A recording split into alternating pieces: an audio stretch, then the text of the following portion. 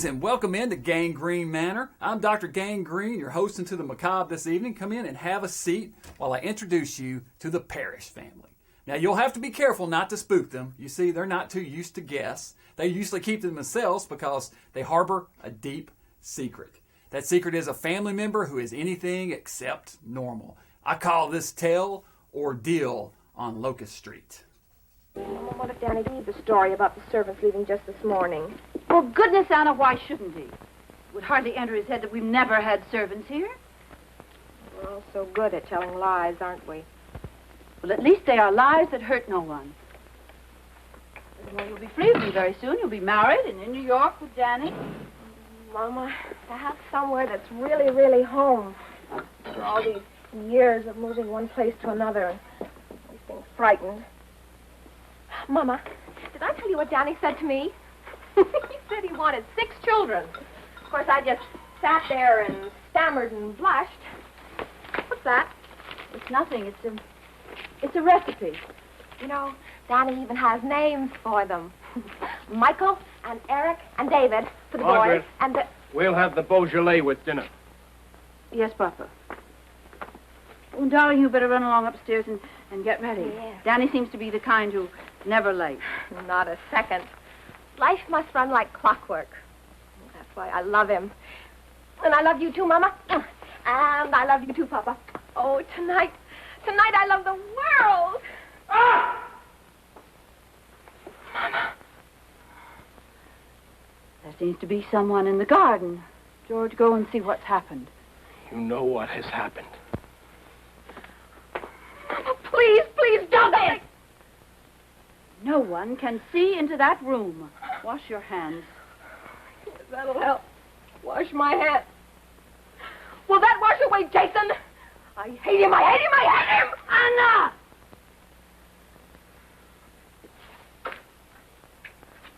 Anna! What is it? Come inside.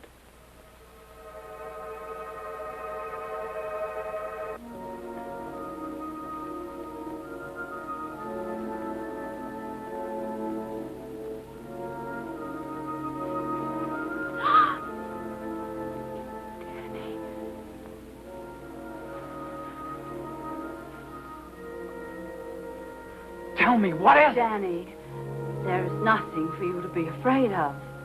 I'd heard stories about her, but I didn't believe them. And then, just now, I saw for myself, sitting in a red velvet chair. That's what was so horrible. In a red velvet chair with a high back, reading a book for all the world like a human being. Oh, no. What I saw didn't belong inside a house. What I saw belonged in the sea. Danny, you're very young. I hope you will have the compassion to understand. Mama, no! He has to know. He is my son. He's Anna's brother. Anna's brother. Danny, It happened before he was born. He was born that way? Danny. It is a disease that is not contagious, nor hereditary. Danny, what Mama says is true. Anna, I can't. Before God, what Mama says is true. Anna, stop All the it. doctors swore it. It's I'm not sorry, hereditary. I'm Danny, sorry. please don't leave me. Please I don't can't. leave me, Danny. Danny.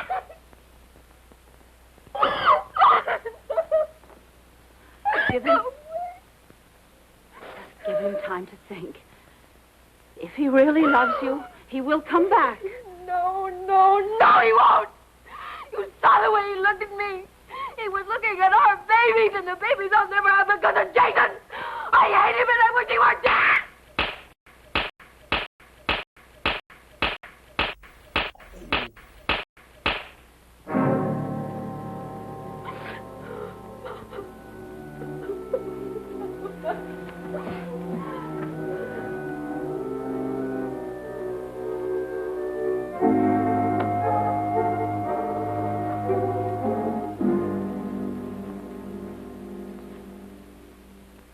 George. I think I shall send Anna away someplace. Someplace pleasant. It's Jason who must be sent away, No, Margaret. George, not again, not now. Yes, now. George. How long can you be selfish? Each time we've had to move, whenever I've had to look for a new job, you know what agony it's been for him. He'd be happier away from us. There are hospitals that would take him. You don't mean hospitals. He's my son, too, Margaret. For the love of God, have some pity for the boy. Pity? Yes, pity! How do you think he feels locked up in the room? I have told you 100 times I will not let him go. And that's always finished the argument, hasn't it, Margaret? But not tonight. No, not tonight. Hush, George. He will hear you. You cannot ask me to give up my life. At last you said it, Margaret. He is your whole life. Not me. Not Anna. Jason. You've no love left for the rest of us. He needs me more. Margaret!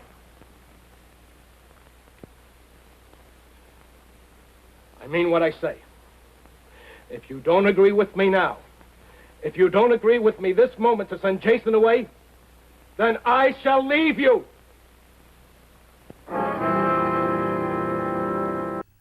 Oh, that hideous, hideous creature.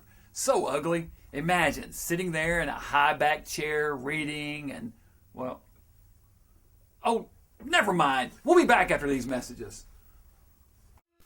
What year was the term hypnotism first coined? Answer after these messages.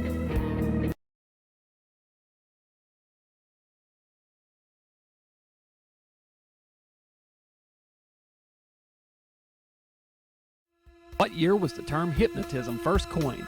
Answer, 1841 by Dr. James Braid. Welcome back to Dr. Gangrene Presents. Glad to see you survived those hideous commercials. Speaking of hideous, tonight's episode features someone with a hideous condition. This is Ordeal on Locust Street.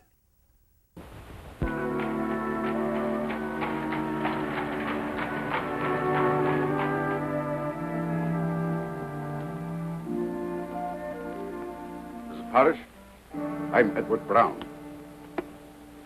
It was very kind of you to see me. Who could resist such a letter? I'm surprised, madam, you confide these intimacies to a stranger. As a stranger, you could be of no help to me, Dr. Brown. Madam, let's be clear on this point. I am no longer a doctor. My name has been officially struck from the British Medical Association. I'm not interested in that.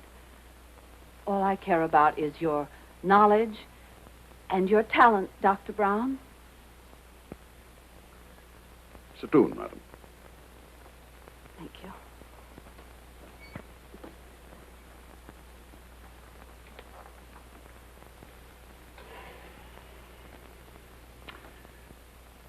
Madam, why have you come to me?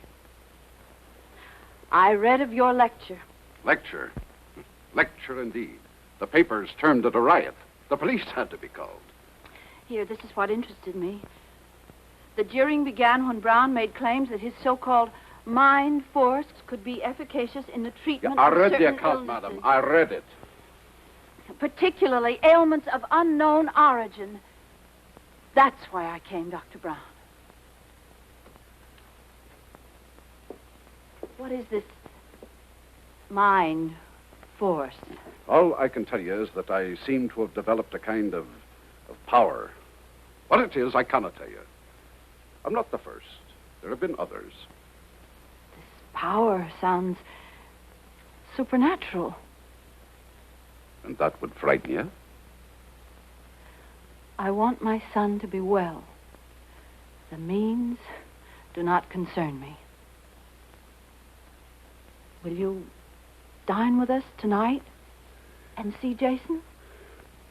I thought perhaps another chance of success was vital to you.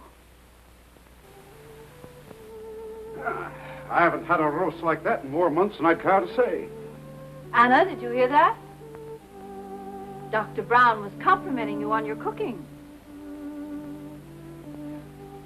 Mama, Papa wrote that he'd seen Danny in New York. It was just by accident on the street. They didn't even speak. Danny crossed the street. What can be worse than the loss of love? Except perhaps the loss of belief that it can happen again. If you have finished your coffee, Doctor, I will take you to see Jason. Miss Parrish. You remember at dinner me talking about my life in England? What are my beliefs? I was made to look a fool. Many people turned their backs on me, including someone I loved most dearly. But now I'm glad it happened. Now I know there was no real love between us. Someone who loves you will not desert you, no matter how severe the test. Do you believe that? I don't know. Perhaps I could help you to believe. Come, lass. Come and sit down.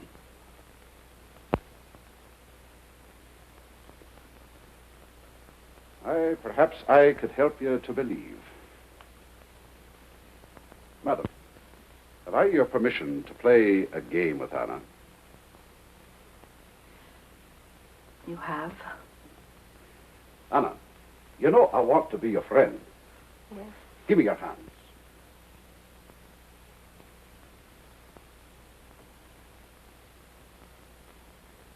Anna.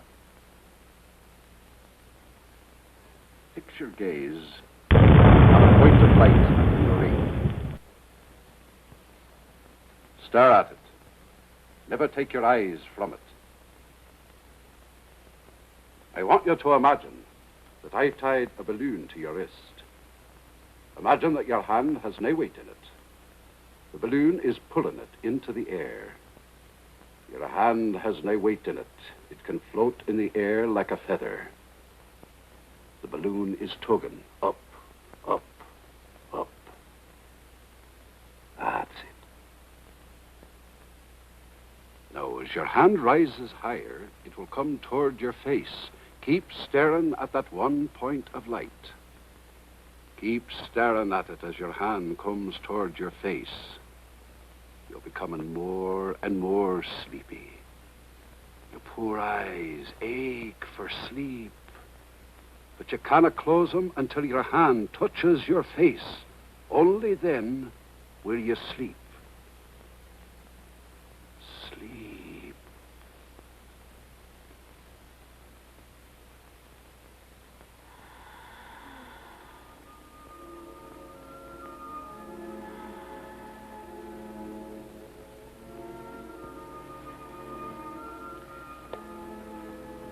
It's easy with someone so eager to escape.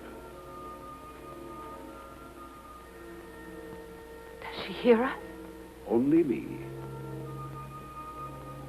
What sort of sleep is this? Where is she? I warned you. Somewhere beyond our understanding. You remember what I told you about the power the mind has over the body? Let me show you. Anna, now you are even more deeply asleep. You hear nothing but my voice.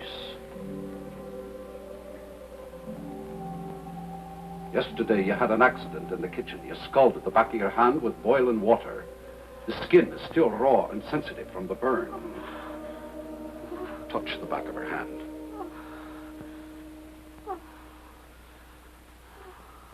Go on, touch it.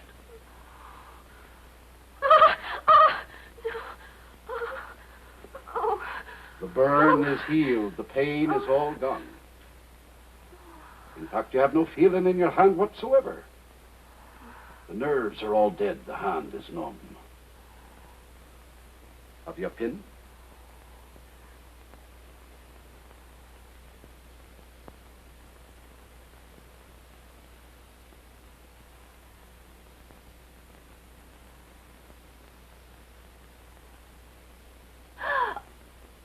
It will not bleed.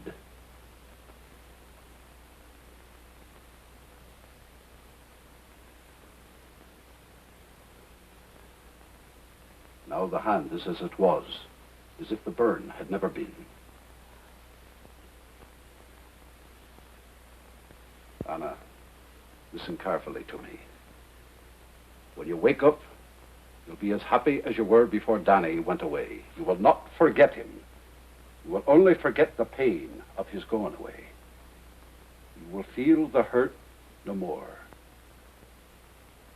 When I count 3, you will open your eyes and be wide awake, feeling happier and more rested than you ever have in your life.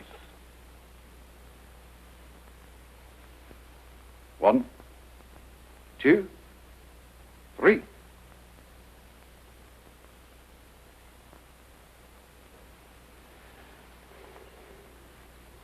What happened? I was listening to the doctor, and then I... Well, I guess I must have dozed off. Oh, I'm sorry. You must think I'm terribly rude. We'd be a deal healthier if we all took a bit of a nap after dinner. Now, Mrs. Parrish, if you'd be so good as to let me have the key to Jason's room. Yes, of course.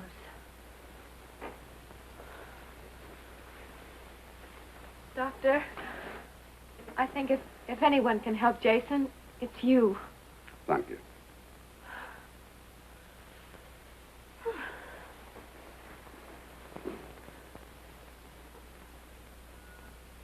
Shouldn't I come with you?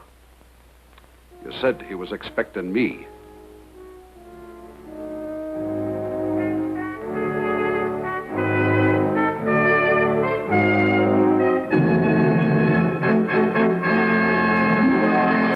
Good old Doc Brown seems quite eager to help now, doesn't he?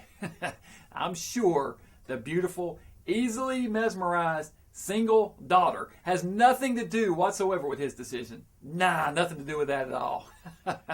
You know, I suddenly feel inspired to continue my own studies. We'll be back right after these messages.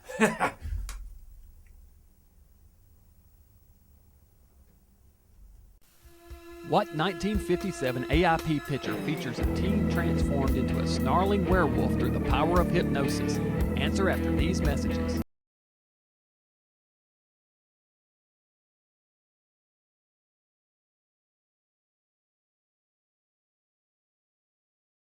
What 1957 AIP picture features a teen transformed into a snarling werewolf through the power of hypnosis? Answer, I Was a Teenage Werewolf, starring Michael Landon. Welcome back. So the doctor in tonight's story is about to try his hand at curing his patient of his horrible skin affliction. You know, it reminds me of a patient I had once. He also had a horrible skin disease. I visited his room and he wanted to know how his progress was coming. So I asked him, what do you want first, the good news or the bad? He said the good news. I told him, you're about to have a disease named after you.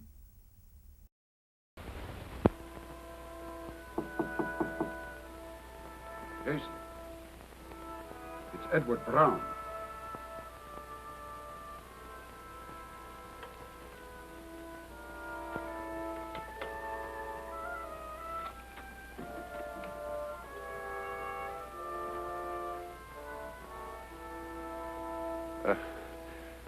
My name is Edward Brown. Your mother's kind enough to still call me Dr. Brown, but then I expect you've heard that story. Jason, I feel very much an outcast, too. Will you remember that? I need your cooperation if I'm to be of help. Remember this, too. We'll be dealing with the unknown.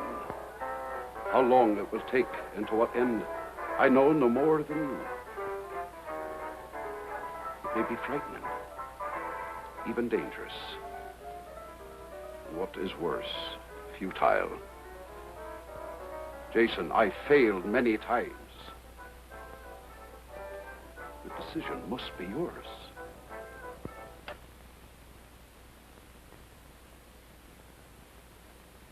Good.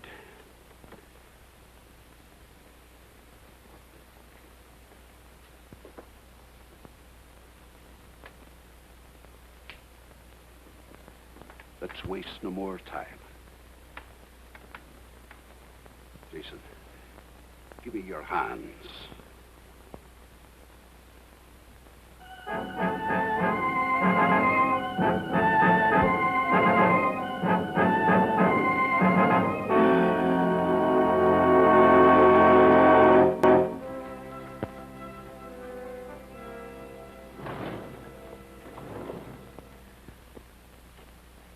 Not even on Christmas Eve.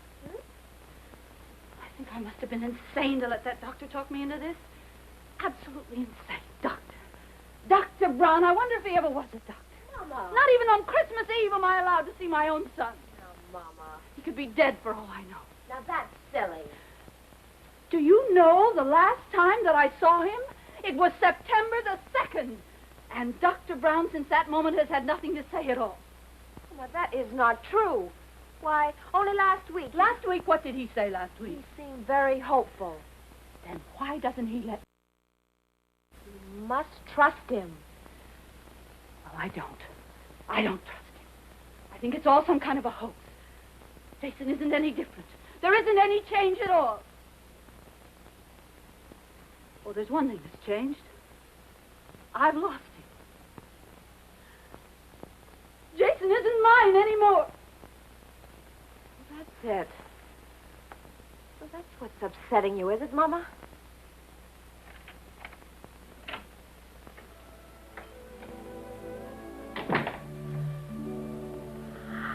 Papa!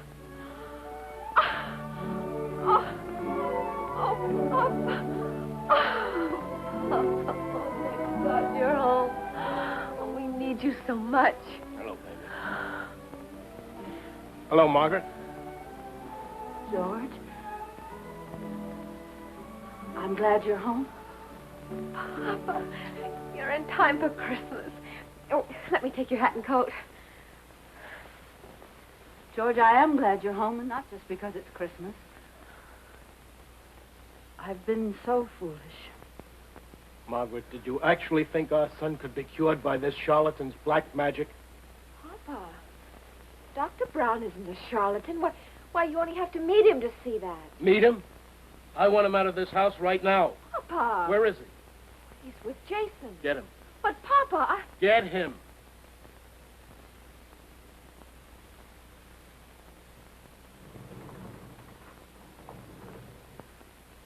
I was desperate, George. I know, Margaret. Margaret, I brought someone with me. He's waiting outside. Why? He's from a hospital in New York. No! Margaret, listen to me. No! I've seen the place. No! No, I've lost him once. Never again, never again. Margaret, we'll go down there together. You can see it for yourself. No! I have seen those places, I know. I would rather have Jason dead first. Margaret, all the papers have been signed. No! There's nothing you can do, Margaret.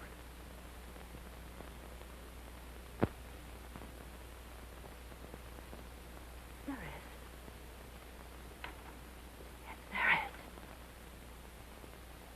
There is something I can do. You will never take him. Never. Never. I would rather see him dead. There is something that I can do. Mama!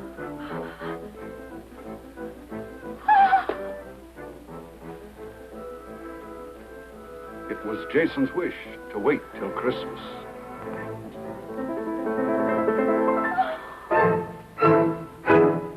So good old Doc Brown was able to cure Jason through the power of hypnotism. Now that's what I call mind over matter. Speaking of which, I finished reading this book on hypnosis while you were gone, and I'm ready to give it a try. You will tune in next week for Dr. Gangrene Presents. You will tune in next week for Dr. Gangrene Presents. You will tune in next week for Dr. Gangrene Presents.